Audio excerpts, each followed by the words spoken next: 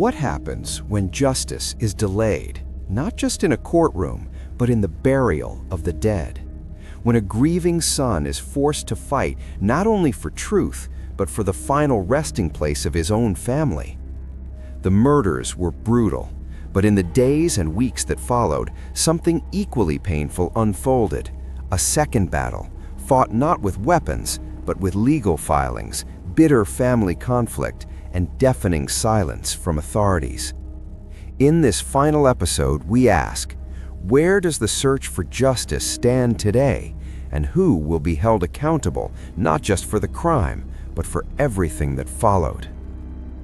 More than a month has passed since the triple homicide that rocked Bonanza, Arkansas. From the very beginning, the circumstances surrounding the case left the public stunned and suspicious. But as the police sealed off the crime scene and neighbors lit candles in memory, another story began to unfold. This one marked not by violence, but by legal filings, tense courtrooms, and emotional family disputes.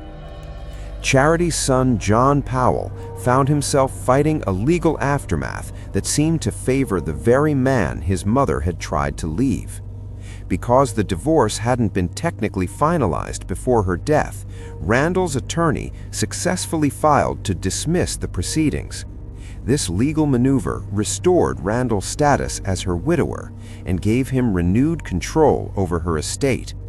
John wasn't willing to let that decision stand. He filed his own petition, asking the court to posthumously finalize the divorce and appoint him as administrator of Charity's estate. According to family and friends, this was never about technicalities. It was about honoring his mother's voice, a voice they believed the system had already ignored once. To John and his family, Charity had spent months trying to escape her marriage to Randall. They believed she shouldn't be bound to him in death after working so hard to leave him in life. This wasn't just a legal fight, it was a personal one, a symbolic battle for dignity, legacy, and truth. Nowhere was that battle more visible than in what followed next, 2 separate funerals.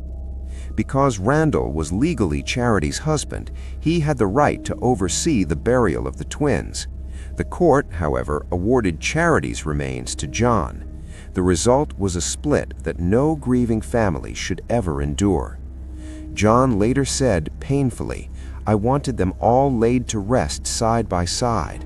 They were together in life. They should have been together in death." Friends and advocates described the dual funerals as haunting.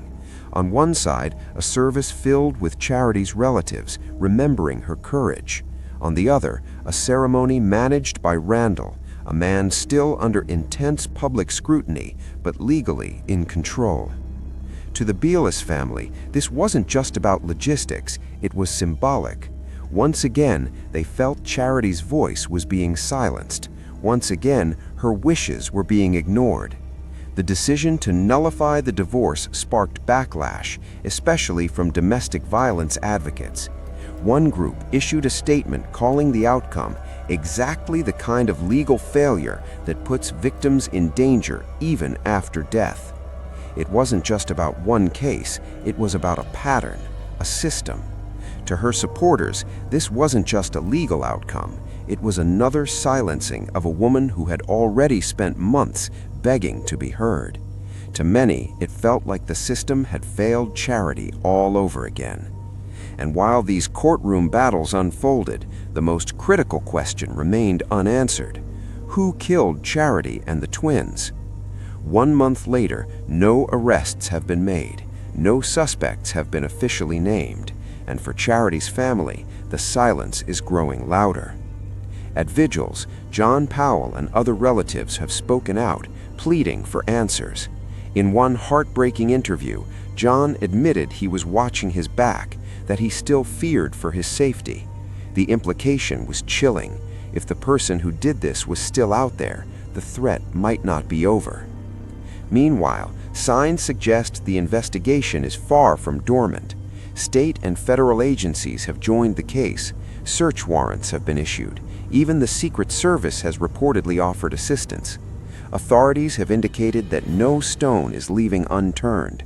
Still, they've remained tight-lipped, and that silence has only deepened the community's unease. What do investigators know that they haven't revealed? Is there forensic evidence? Is there a suspect they're watching?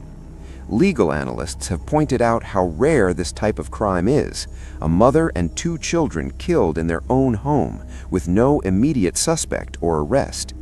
True crime communities online have taken notice. The case has been discussed in Reddit threads, podcasts, and YouTube videos. Coverage has ranged from local news to People magazine. Even Nancy Grace has weighed in, demanding answers. Some believe that this attention could be a turning point. Pressure creates momentum, and in unsolved cases, sometimes it only takes one tip, one witness, to finally break the silence. The story doesn't end here. If not him, then who? That question remains the burning center of this case, and the silence around it is growing louder. Someone walked into Charity's home and killed a mother and her 2 young children. Someone fired those fatal shots, and someone is still out there. As Charity's family continues their courtroom battles, another fight remains unfinished: the fight to uncover who took her life and why.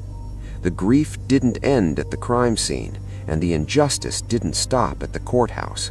Now a community is left searching for answers. Who will be held accountable, not just for the crime itself, but for everything that followed?